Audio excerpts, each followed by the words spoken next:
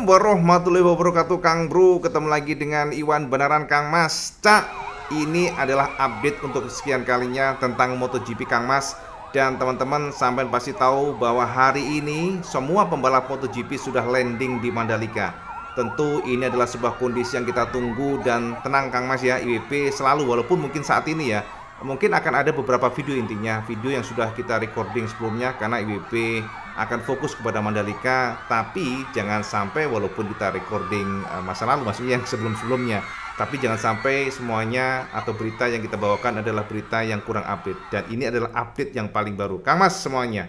Jadi teman-teman semuanya, sama tahu bahwa Mandalika akan menggelar MotoGP. Kita akan ulas sedikit nanti pada akhir review kita, bukan review sih, informasi kita, bagaimana Mandalika dan bagaimana kans dari Marquez, termasuk juga kans Martin, Pecco, Enea. Kita akan bahas nanti, mengingat ini adalah sebuah kondisi yang hot sekali, dan kompetisi antar pembalap Ducati ini memang menjadi fokus kita. Dan teman-teman semuanya, bagaimana dengan Yamaha dan sebagainya, kita akan juga bahas mengenai itu. Tapi, nah Cak, sebelum kita membahas mengenai Mandalika, ini ada sebuah berita yang sangat hot.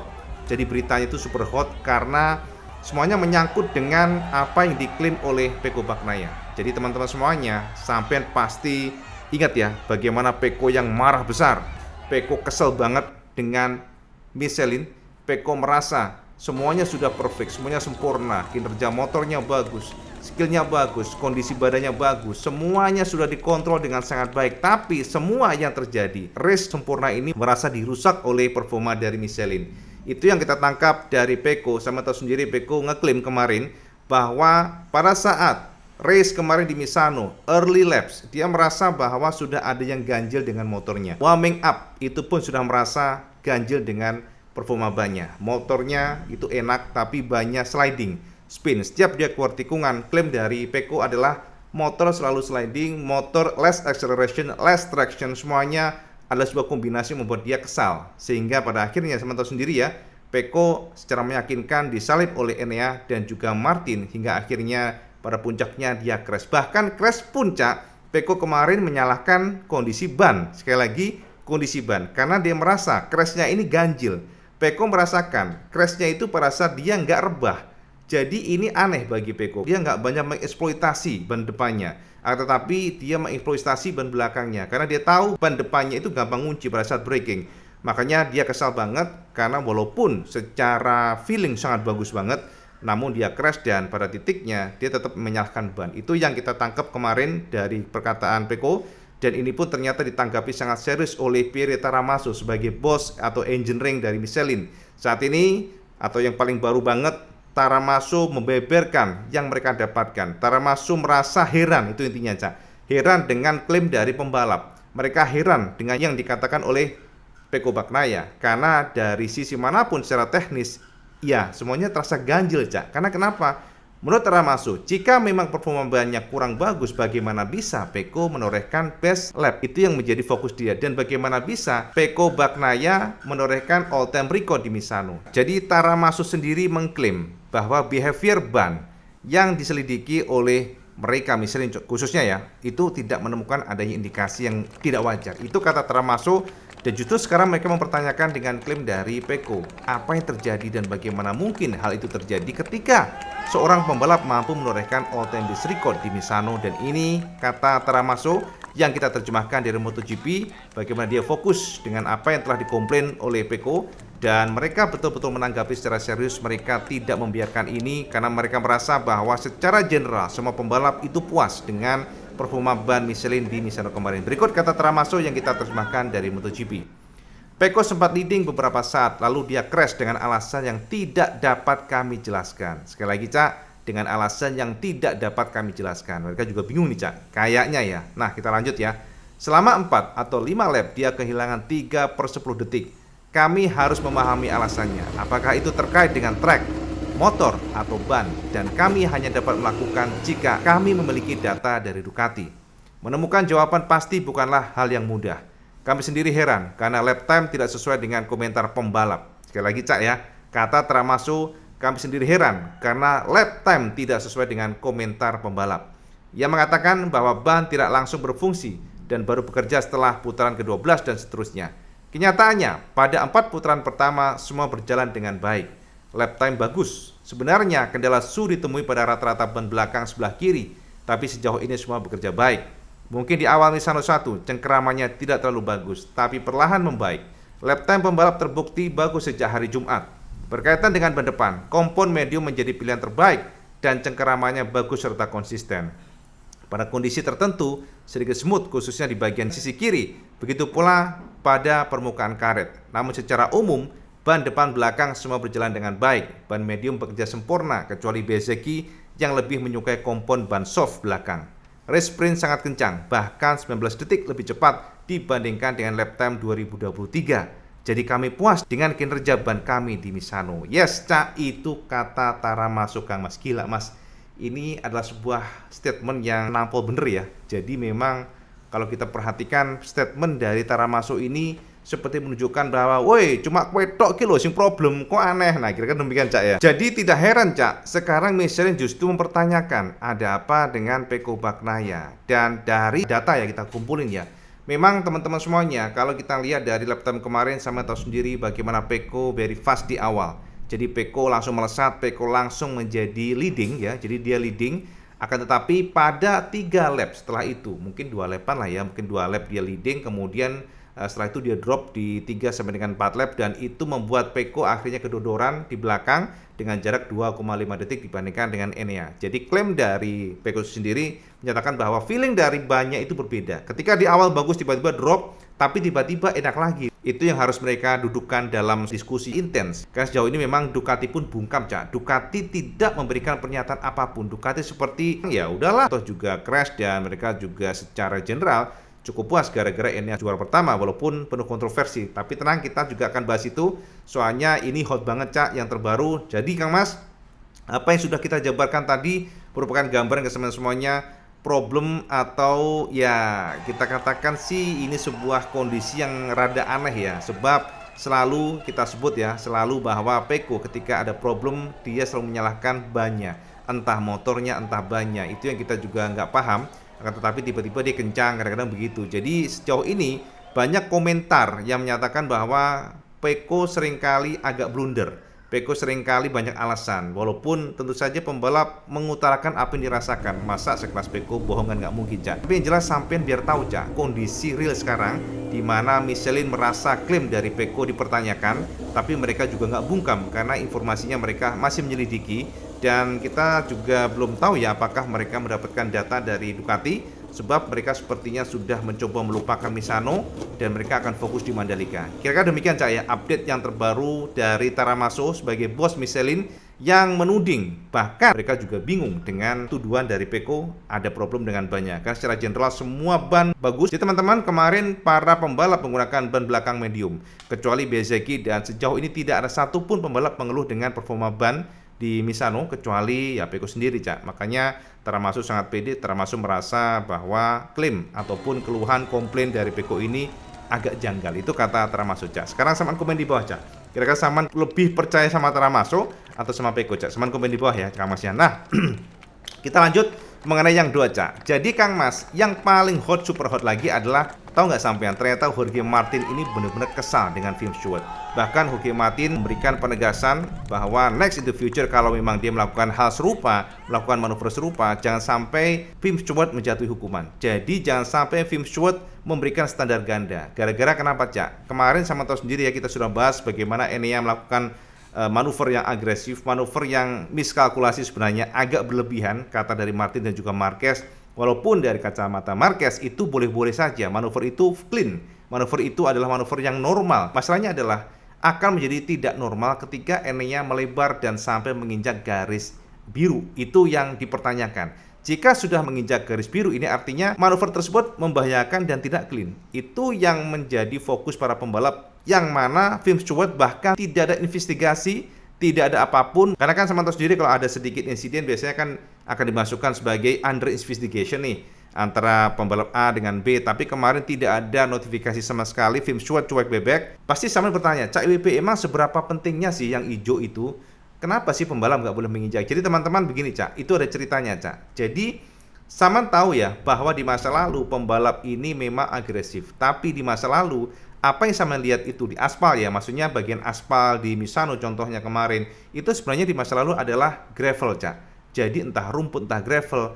Jadi itu bukanlah aspal. Nah, gara-gara fokus pada safety, akhirnya dari pihak Dorna memutuskan untuk mengganti rumput tersebut dengan aspal. Ini untuk mencegah adanya ya kita kan safety ya, mencegah adanya cedera karena mungkin banyak tiba-tiba terperosok ke sana. Itu mencegah hal-hal yang tidak diinginkan. Akan tetapi catatannya adalah ketika sudah di aspal bukan berarti sampai boleh menginjak, itu intinya. Jadi ada special case yang boleh menginjak pada saat kayak kemarin ya, si Martin dihantam ya, didorong keluar, itu nggak apa-apa. Jadi itu ada special case yang mana ketika kita didorong sampai terlempar gitu bahasanya ya, itu bisa mengkoreksi dengan masuk ke track lagi tanpa ada penalti karena memang kondisi racing accident. Akan tetapi yang melakukan itu, nah ini masalahnya, Cak. Yang melakukan itu adalah Enea, itu yang tidak diperbolehkan karena Enea berarti harusnya jatuh, Cak.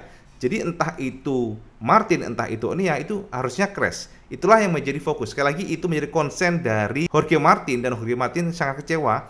Artinya sekarang Martin punya senjata. Martin menegaskan in the future saya akan melakukan itu, dan jika memang aku pada special case seperti itu nantinya melakukan hal seperti Enea, jangan sampai aku di penalti. Itu kata Martin, ancamannya begitu jelas, ancamannya benar-benar transparan. Berikut kata Martin yang kita terjemahkan dari MotoGP, betapa Martin sekarang ini menjadi pembalap yang ya gondok, Cak. Bagaimanapun dia merasa bahwa di luar daripada hasil yang sebenarnya sudah menguntungkan dia karena Pecco crash, tapi dia merasa ini nggak fair, ini nggak adil, dan itu dikatakan oleh Martin, termasuk juga Luka. Kita akan bahas nanti, Cak, habis ini, karena Luka juga mengatakan secara gamblang, Luka yang notabene harusnya membela tim VR46 ya, tim akademi sebagai adik Rossi, tapi Luka kali ini membela Martin. Berikut kata Jorge Martin yang terbaru kita terjemahkan dari MotoGP. Sekarang aku tahu, jika aku melakukan manuver yang sama di masa depan, tidak akan ada konsekuensinya.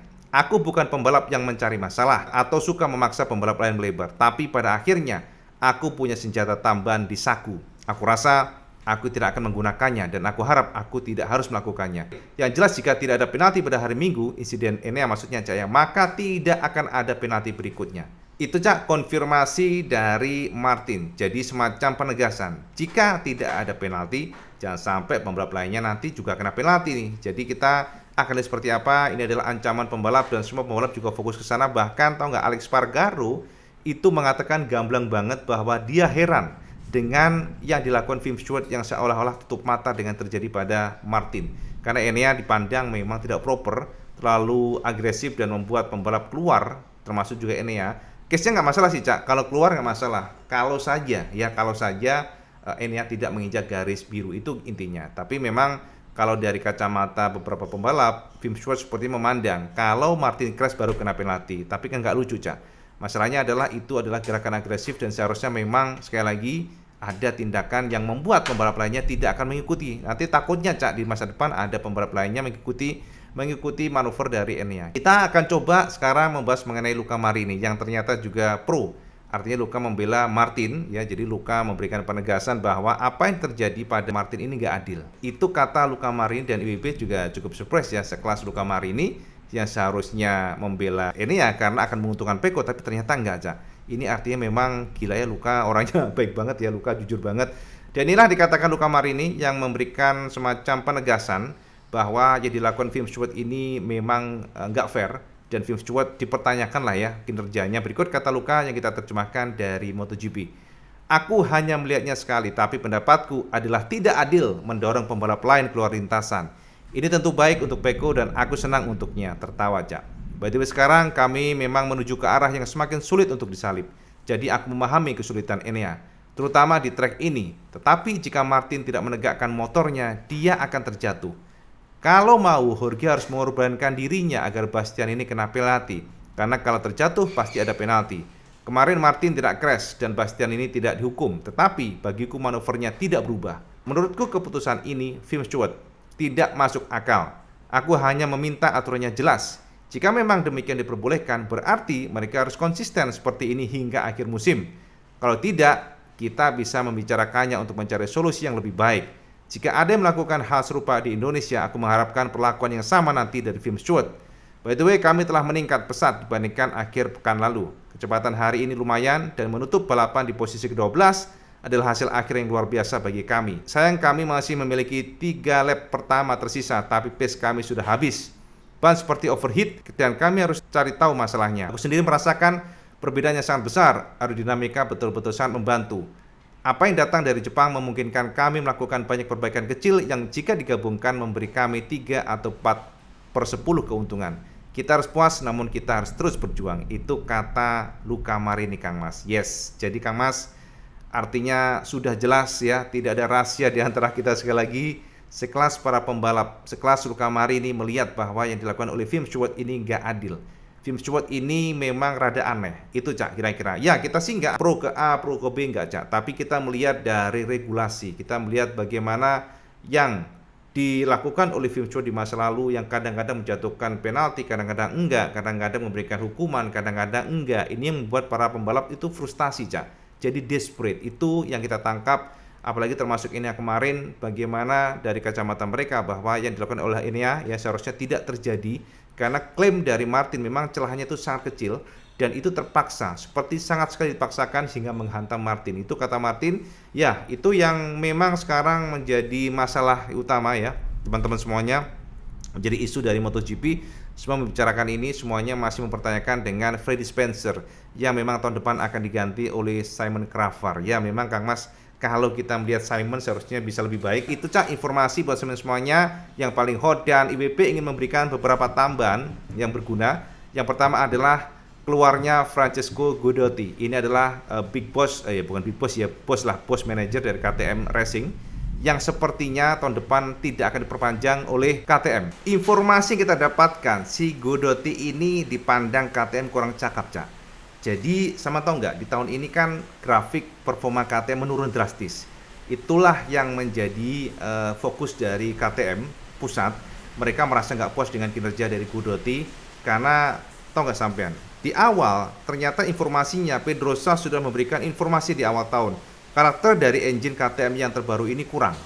Tapi opini dari Pedrosa saat itu dicuekin Cak oleh Guidotti. Jadi itu yang membuat dari sisi KTM sendiri mereka merasa bahwa secara kecakapan, pengembangan dan sebagainya mereka lebih percaya ke Dani Pedrosa. Dan informasinya, rumornya maksudnya Cak ya, Guidotti ini akan dipecat oleh mereka. Tahun ini akan menjadi tahun terakhir dan digantikan posisinya oleh Dani Pedrosa.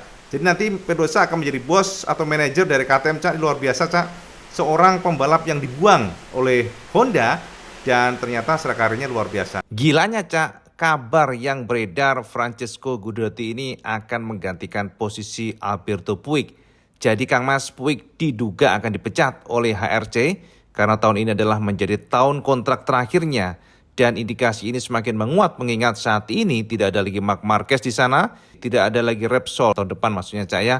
Dan ini membuat Honda sendiri sepertinya sangat siap kehilangan Alberto Puig dan juga sangat siap untuk menerima Francesco Guidotti menggantikan posisi dari Puig. Nah, teman-teman, sedang hujan ya, mungkin suaranya nggak jelas.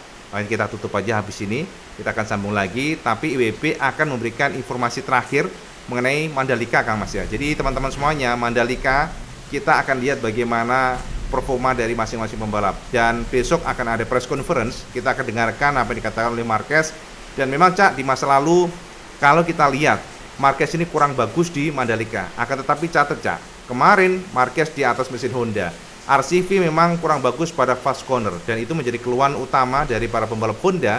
Mereka akan lebih nyaman dengan model-model ya layout yang patah-patah ya, jadi stop and go. Tapi di Mandalika tuh enggak, itu fast corner, very fast corner. Jadi dibutuhkan motor stabil, stability braking, stability chassis, dan itu yang tidak kita temukan di tahun lalu. Makanya kita ingin lihat nih Cak, dengan di Ducati apakah Marquez bisa unjuk gigi atau justru Marquez sama dengan kemarin yang jatuh keras jungkel-jungkel berkali-kali. Yang jelas WP akan update semuanya langsung dari Mandalika. Tentunya Cak, update pokoknya biar sampean tercerahkan bagaimana situasi di sana, dan kita akan intinya gini, sampean ikuti terus channel Iwan Benaran. Oke Cak, jadi sampean komen di bawah Kang Mas. Kira-kira dengan penjabaran tadi, apakah sampean percaya dengan Michelin atau sampean lebih percaya sama Peko? Sampean komen di bawah.